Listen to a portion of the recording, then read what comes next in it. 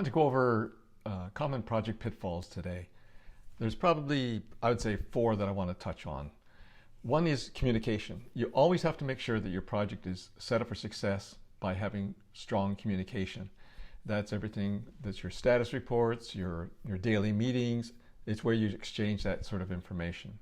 And along with that is making sure that you have your stakeholders engaged.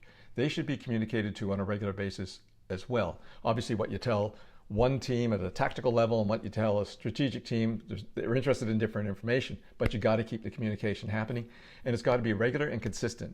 And most organizations, they have written status reports that go out in emails, but they also have various meetings, whether they be monthly, weekly, bi-weekly, or whatever, or daily even in some cases, making sure that that communication happens on a regular basis.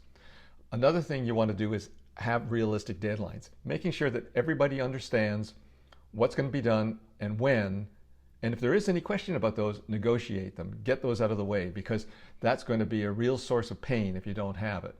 And then along with that are resources, making sure that you have the right allocation of the right resources.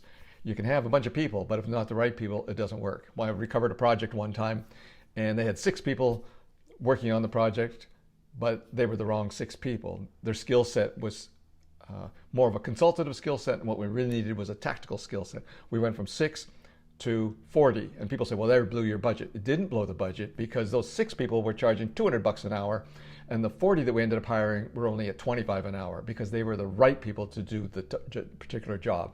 That's one of the other things you really got to be watching for. And the other thing that I talk about in the 4-point project success, and I also talk about it in my talk on Plan for Chaos, Deliver Success, is having strategies in place.